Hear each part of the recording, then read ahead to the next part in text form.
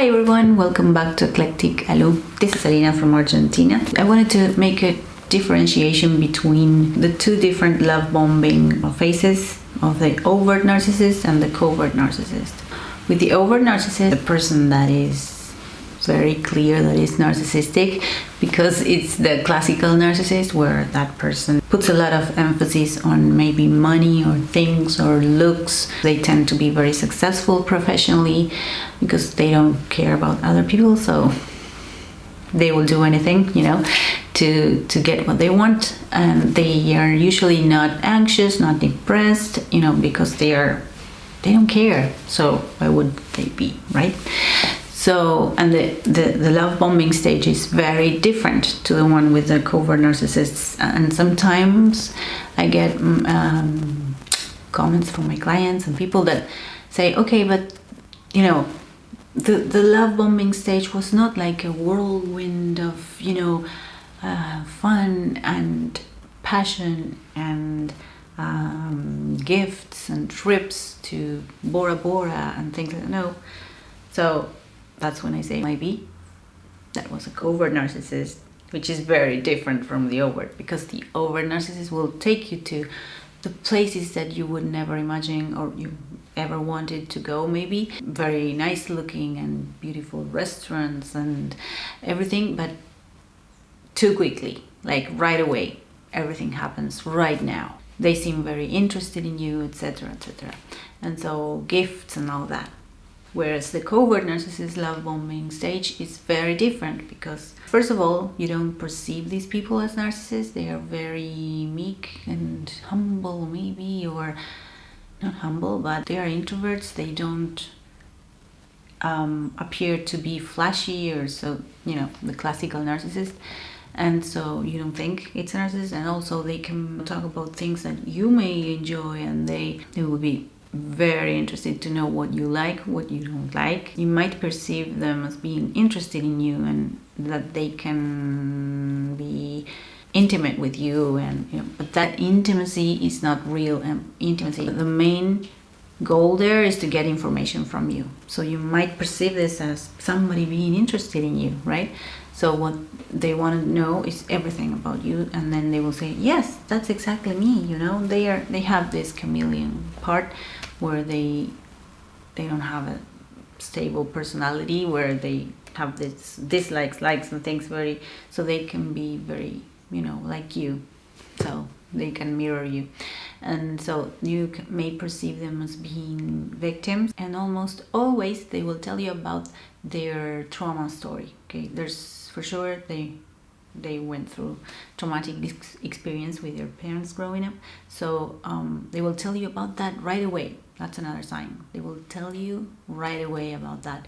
And you will, feel like, whoa, this person trusted me with this information. If you're an empath, you will want to rescue that person, and so take care of that person. And then if you feel like later on you want to leave the relationship, you will still have this idealization part where this person was so, pity inducing, like you will feel pity for that person, and so you'll remember that, and then you will feel guilty if you leave this kind of person. So it's difficult. That's how you can differentiate. With the covert narcissist, you will feel as if you are rescuing somebody that has not a lot of social skills, that is very introverted, that may be a little bit depressed, a little bit paranoid and anxious, but you wouldn't think that's a covert narcissist. You just think, oh, maybe he's kind of sad, maybe depressed, and this person needs help from me, so I have to help this person. You're the rescuer, and that's how you feel. And also this person at the same time is idealizing you, because they cannot be with people they don't idealize, right? Because they are so great. They are also grandiose. So coverts have this grandiosity also, and when things are going well and everything's fine, you can see their overt side. And the same happens with the overts. They have this covert part. So the covert part is the one that manipulates you through being a victim. Overts when things go wrong, and coverts constantly. That's their main thing, you know. They are the victim, so they manipulate through being a victim and making you feel guilty. So your guilt and their victimhood is a combination that is very easy for them to manipulate you, okay? So that's what they do. And so this mixture of, maybe in your case, feeling heard for the first time, maybe you were at a point in your life where you were specifically vulnerable. You may have had a fight with family or with an ex, or you know, you may have suffered somehow, and so you are a little bit down and vulnerable. So that's when the covert strikes, right? They see, they smell these types of events in other people's life from afar, like sharks smell blood.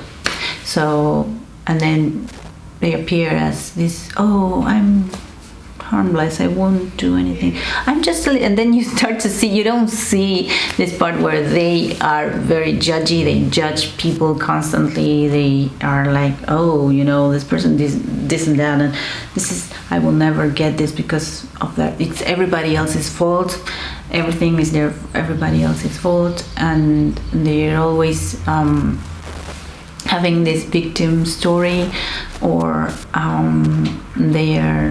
there's suffering there that they use to their advantage. When you're being idealized or love bombed by a covert narcissist, you won't be able to see how they appear as, you know, they criticize friends, family, how they tell you half truths, how they gaslight you. You won't see that because you wouldn't expect a person to do that to you, mainly. And if you haven't seen these videos or learned about this, you wouldn't know. You may think that's a depressed person or a paranoid person, or, you know, something's off, but hey, they care about me and they ask about how I'm doing, and doing the idealization part, and they think that I'm great, and I think also that I can rescue them and help them, you know, overcome all these terrible stories that they're telling you, and this injustice and it's so unfair life for them, you know, and that's how it goes. And in reality, they are using people, right? And they are not doing anything because they are not doing anything, and life doesn't correspond to what they think they should be getting because they're not doing anything.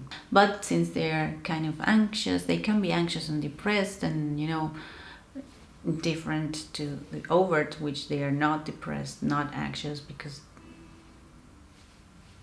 they don't care. This one is not that they care, but they are depressed because life is not being fair with them. Everything is about them, so they're not happy because people are not giving them what they deserve. And if, for example, if they go to, I don't know, they have a job, 9-to-5 job, which is very difficult for coverts because they are always, you know, criticizing co-workers and bosses, especially because they despise hierarchy. So yeah, so now I'm talking about covert narcissism. But so during the idealization phase, it's very typical that you won't know, okay? But now that you know, maybe next time you can catch them before it's too late. And if you feel like you have to protect this person, that you have to rescue this person, that this person is always, you know, in a bad mood and sad and without any reason, and it's not depression, it's, you know, it's just that this person transforms reality so that he thinks everybody else is guilty of what's going on with them, what life is giving to them. And so it's a sense of, oh, this is so unfair, you know, I should be having that job because I know more than my boss. I should be teaching this class because this guy doesn't know anything, you know? When people start saying, oh no, he doesn't know anything, or she doesn't know anything, you know, they devalue people constantly because they need to feel like they're more, they are better, you know? That's the narcissistic part. So yeah, beware of these wolves in sheep clothing, which that's a great book by Dr. Simon, by the way, with all the manipulation techniques, and you should get that one if you can. Maybe I can link it below. It's such a good book with a lot of manipulation techniques. Yeah, and coverts have a lot of these techniques like gaslighting, lying. They lie a lot. You wouldn't expect these coverts to lie because they actually seem like very, seems reasonable in a way, this person, but no, in reality is gaslighting you, telling you half truths, okay? So it's a small part of a truth and a huge lie surrounding that. So you buy the stories that they tell you. So the ex-wife is a witch. She did all these horrible things to them. They are these guys that are telling you about their stories, but so changed, like it's not what happened at all, right? So maybe you buy that story and think, oh, poor guy, that woman, his ex is such a bad woman. I have to show this person that I'm good, that I'm better. That's what they want, the wheel running and supply. So that's when they get you, to work for them, because, oh, this is so unfair. I've never got anything from anybody. So what do you want to do if you're an empath? You want to give that to that person so that that person feels better, but that person will never feel better. Okay, because no matter what you do, it won't be enough ever. Okay, so step out of that relationship and maybe see it for what it is. It's difficult to see this for what it is. It's very, very difficult. But this is why I'm doing these videos, so that you can have more information and be sort of, warned and, eyes open, ears open, antennas on, everything working, so that you can detect these people. Okay. Thank you so much for being here. I wanted to thank everybody for being here, for subscribing, hello, for the comments that I get on this channel, for supporting me. I really, really appreciate this, and I wanted to thank you. So yes, that's it for today, and I will see you next Saturday. Okay, take care. Bye bye.